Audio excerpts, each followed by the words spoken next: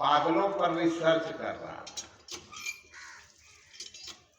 पागल, अनेक तरह के पागल, किस किस तरह के पागल होते हैं, तो रिसर्च कर रहा था। तो एक पागल खाने में गया तो देखता है कि एक पागल अजीब हरकत कर रहा है। कभी दीवार में माथा लड़ा रहा है, कभी आकाश में हाथ उड़ा रहा है, कभी नाच रहा है, कभी बाल नोच रहा है। कहा कि सब पागल तो सामान्य बात कर रहे हैं, ये थोड़ा अजीब हरकत कर रहा है, ये कैसे पागल हुआ है? तो कहा, अंग्रेजी की पुस्तक की कहानी है, कहा कि ये आदमी को किसी लड़की से प्रेम था, उससे उसकी शादी नहीं हुई, तो इसको लगा कि जब वो मेरे जीवन से चली गई तो मेरे जीवन में कुछ बचा नहीं, और ये बात सोचते सोचते डिप्रेशन में चला गया और पागल हो गया, और इसीलिए इसकी हरकतें ऐसी है। पागल खाने का मुआयना करते करते करते आगे बढ़ते बढ़ते कुछ और दूर तक गया, बड़ा सा पागल खाना। तो देखा कि सेम हरकत एक और पागल कर रहा है। कहा कि ये पागल भी लगता है किसी लड़के से बिछुड़ के पागल हुआ है।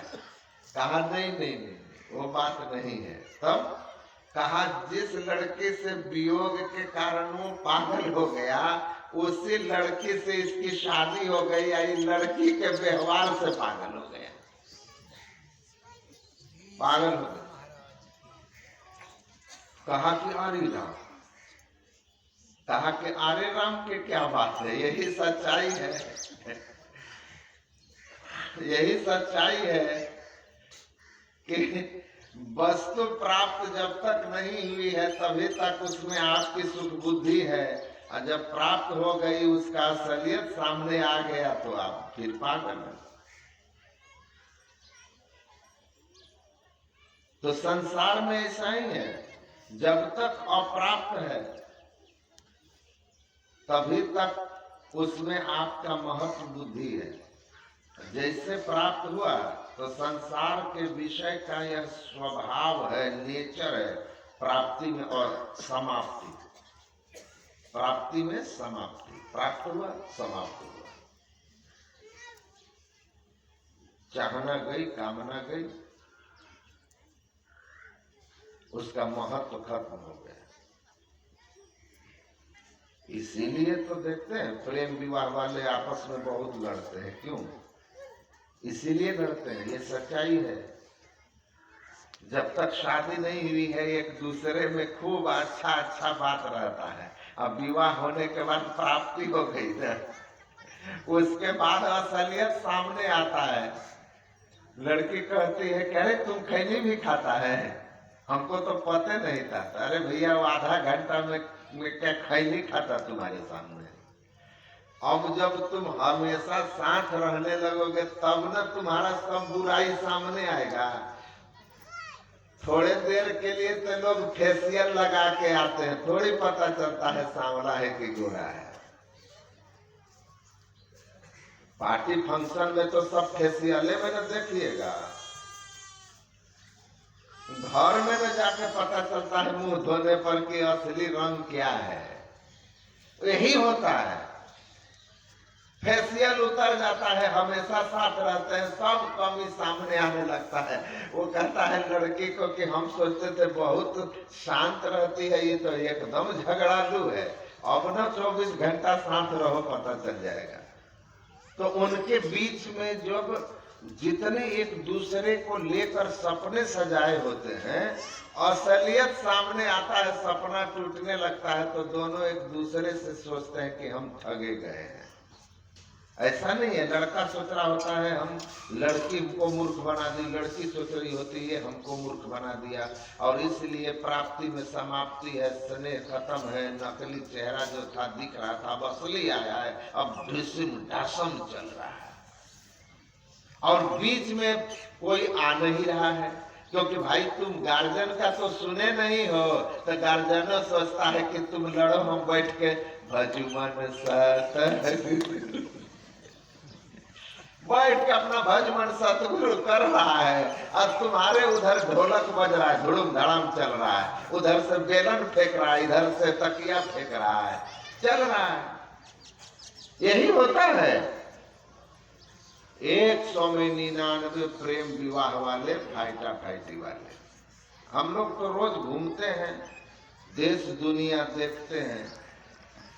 जो लोग कल एक दूसरे से विवाह के लिए रो रहे थे, बाद में अकेला अकेली बात करो तो कहते हैं कि बाबा ठगा गए। हम बोले तुम नहीं ठगाए, ऐसा करने वाला हर आदमी अपने को ठगा महसूस करता है। अब गार्जियन शादी कराया देख सुन करके, तो आपने उसके कुछ अच्छाई बुराई के बारे में पता ही नहीं है, इसलिए कोई सपना ही नहीं बनाया आपने उसको लेकर। इसीलिए जो अच्छाई बुराई सामने आ रही है आप एडजस्ट करते जा रहे हैं। यहाँ कोई धोखा वाली बात नहीं है। इसीलिए परिवार के द्वारा, माता पिता के द्वारा तय किए हुए संबंध टिकाऊ होते हैं, टिकाऊ होते हैं। उसमें एक दूसरे और बीच में कोई भी कंफ्यूजन होगा तो दोनों पक्ष के गार्जियन होते हैं समझौता कराने के लिए। परिवार बीच में खड़ा होगा। अपने मन से करोगे परिवार आएगा ही नहीं बीच में, वो तो भजमन सतगुरु में मस्त रहेगा। भैया हमको क्या लेना देना है, तुम्हारा पसंद है, तुम लोग अपना भोगो। यही है। तो असली बात विषय संसार का, ये जब तक मिला नहीं सुख बुद्धि है, जैसे मिल गया खूब। आप देखिए ना, आप किसी रिश्तेदारी के यहाँ जाइए,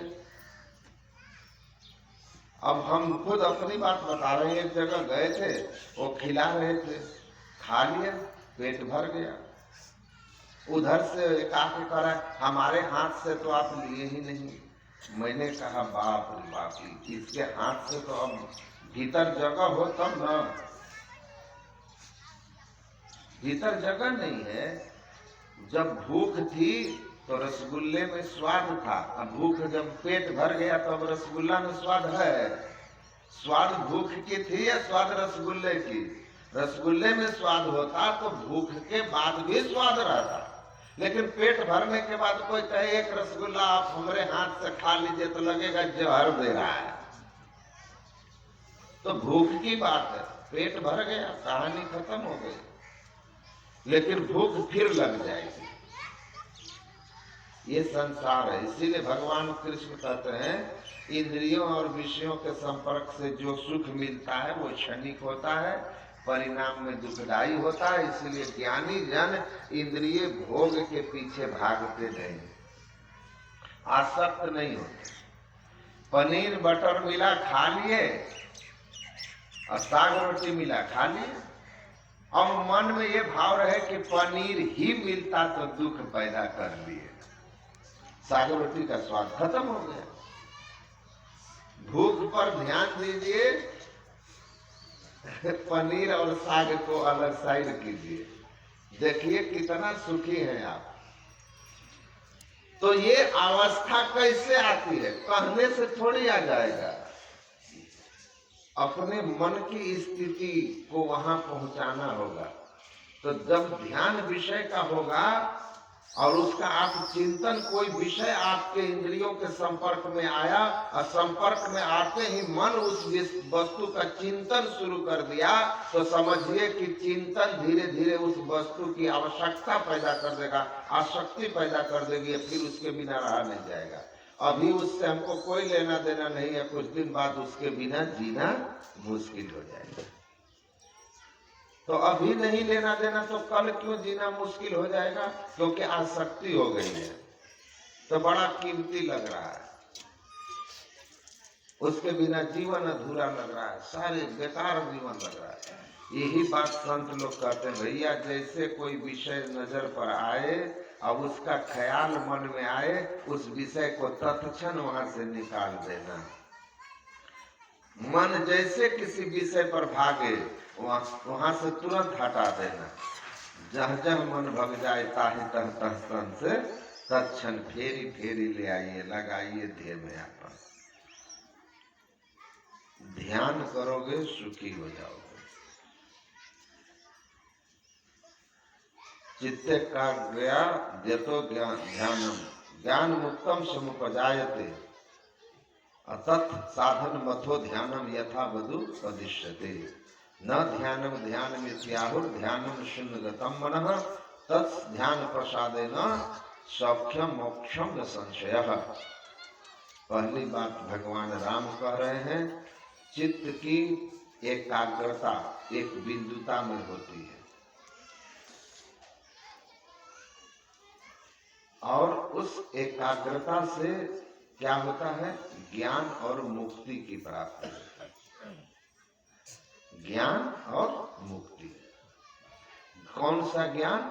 ईश्वरीय ज्ञान, आत्मज्ञान। आत्मज्ञान की प्राप्ति होगी और मोक्ष मतलब दुख से छुटकारा होगा, शरीर संसार से छुटकारा हो जाएगा, किसी प्रकार के जीवन में दुख नहीं रह जाएगा। ईश्वरीय ज्ञान आत्मज्ञान से समस्त दुखों से छूटा जाता है, पूर्ण सुख हो जाता है। और फिर कहते हैं कि ध्यान कहते किसको है? शून्यगत मन को ध्यान कहते हैं, निर्विषय मन को ध्यान कहते हैं। यह मन शून्यगत हो जाए, निर्विषय हो जाए, परिणाम क्या होगा? सौख्यम मोक्षम न संशय, सुख और मुक्ति की प्राप्ति हो जाएगी। ईश्वर मिल जाएंगे, शाश्वत सुख मिल जाएगा, जन्म मरण का अंत हो जाएगा। संसार में रहोगे तो जेलर के तरह, और जब जाओगे तो राजा के तरह। अभी संसार में रहते हो कैदी के तरह, और जब जाओगे भी तो कैदी की तरह।